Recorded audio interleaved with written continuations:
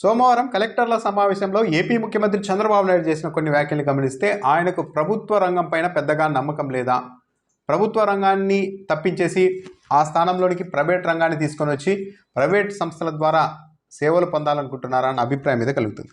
కొన్ని అంశాలు చూస్తే నిన్న చంద్రబాబు నాయుడు ప్రభుత్వ స్కూళ్ళకు కూడా విద్యార్థులు ప్రభుత్వ స్కూళ్ళకే ఎక్కువగా రప్పించేలా ఒత్తిడి తేవాల్సిన అవసరం లేదన్నట్టు కూడా మాట్లాడారు. మొదట అందరూ పాఠశాలలకు రావడం నేర్చుకుంటే ఆ తర్వాత ప్రభుత్వ బడులకు తీసుకురావడం ఎలాగో ఆలోచన చేయవచ్చు అంటూ మాట్లాడారు చంద్రబాబు నాయుడు గారు.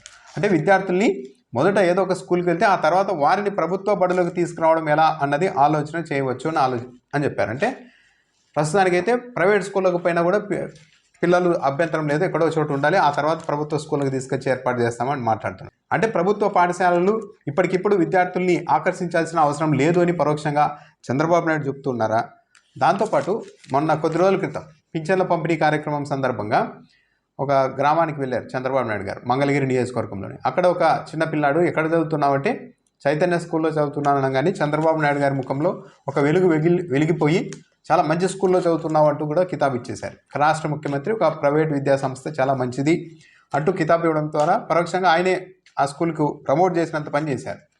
ఇప్పుడు దాంతోపాటు టీచర్ల కొరత ఉన్న చోటల్లా విద్యా వాలంటీర్లను నియమించుకోండి అని నిన్న కలెక్టర్ల సమావేశంలో చెప్పారు.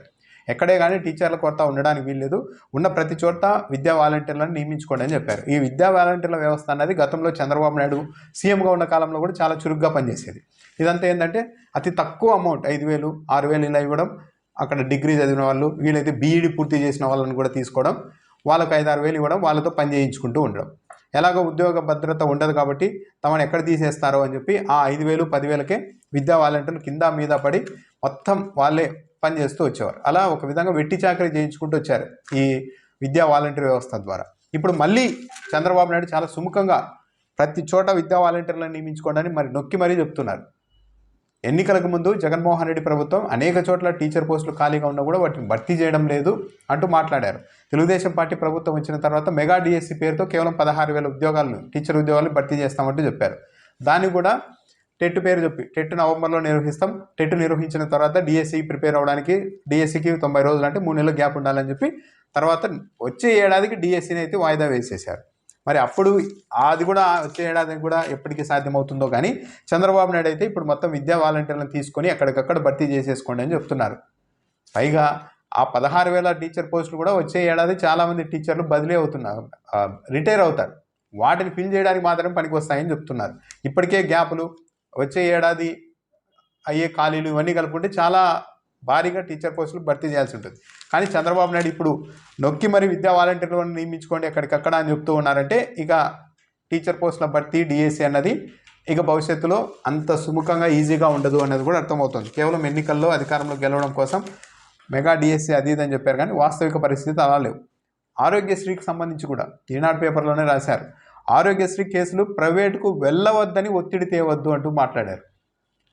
సాధారణంగా ఆరోగ్యశ్రీ కేసులకు సంబంధించిన చికిత్సలు ప్రభుత్వ హాస్పిటల్లో కూడా చేస్తే ఎలాగో వైద్యులు ఉంటారు, పరికరాలు ఉంటాయి కాబట్టి ప్రభుత్వం పైన భారం తగ్గుతుంది. దాంతోపాటు ప్రభుత్వ హాస్పిటళ్ల బలోపేతానికి నిధులు వస్తాయనే ఉద్దేశంతో అధికారులు గతంలో వీలైనంత ఎక్కువగా ప్రభుత్వ హాస్పిటల్లో కూడా ఈ ఆరోగ్యశ్రీ కేసులకు సర్జరీలు వైద్యం చేయాలని చెప్పేవాళ్ళు. కానీ చంద్రబాబు నాయుడు మాత్రం నిన్న ఆరోగ్యశ్రీ కేసులు ప్రైవేట్ హాస్పిటళ్లకు వెళ్ళవద్దని ఒత్తిడి తేవద్దు అంటూ అధికారులకు చెప్పారు.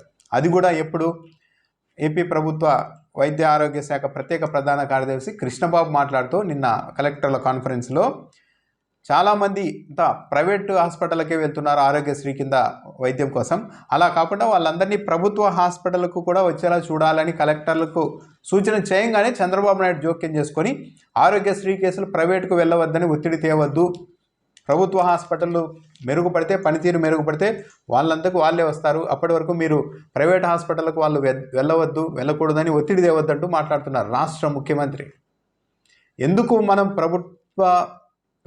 ప్రైవేట్ హాస్పిటల్కు పోటీగా మన ప్రభుత్వ హాస్పిటల్ ఎందుకు పనిచేయడం లేదు అని చెప్పాల్సింది పోయి మీరు ప్రైవేటుకు వెళ్ళవద్దని వాళ్ళ మీద ఒత్తిడి చేయవద్దు అని చెప్తూ ఉన్నారంటే పరోక్షంగా ప్రైవేట్ హాస్పిటల్ని ప్రోత్సహించాలి అని చంద్రబాబు నాయుడు రాష్ట్ర ముఖ్యమంత్రి భావిస్తున్నారా అన్న ఒక అభిప్రాయానికి కూడా అవకాశం ఏర్పడుతుంది. ఇంకా దాంతోపాటు నిన్న రహదారులకు సంబంధించి రాష్ట్ర రహదారులు మొత్తం ప్రైవేట్ భాగస్వామ్యంతో నిర్మించాలని చెప్పారు.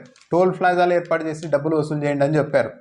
అంటే మొత్తం వ్యవస్థల్ని ఒక్కొక్కటిగా ప్రైవేట్కి అప్పగించబోతున్నారా?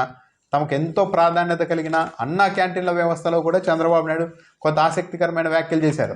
వాటి నిర్వహణ నుంచి కూడా ప్రభుత్వం తప్పుకునేందుకు సిద్ధమవుతుందా అన్న అభిప్రాయం కలిగించేలాగా తిరుమల టీటీడీ దేవస్థానంలో అన్నప్రసాద కార్యక్రమం దాతల విరాళాల మీద నడుస్తుంది. అలాగే అన్నా క్యాంటీన్లు కూడా వాటే నడిచేలాగా దాతల నుంచి విరాళాలు తీసుకొని నడిపేలాగా ఏర్పాట్లు చేసుకోండి, ఆలోచన చేయండి, ప్రణాళికలు సిద్ధం చేయండి అని నిన్న కలెక్టర్ల సమావేశంలో చంద్రబాబు నాయుడు చెప్తూ ఉన్నారంటే ప్రతిదీ ప్రైవేట్కి అప్పగించేసి ప్రభుత్వం తన బాధ్యతల నుంచి తప్పుకునేందుకు పనిచేస్తోందా, లేకుంటే అసలు ప్రభుత్వ యంత్రాంగం మీద, ప్రభుత్వ ఉద్యోగుల మీద, ప్రభుత్వ వ్యవస్థల మీద మన రాష్ట్ర ముఖ్యమంత్రికి అసలు నమ్మకమే లేదా?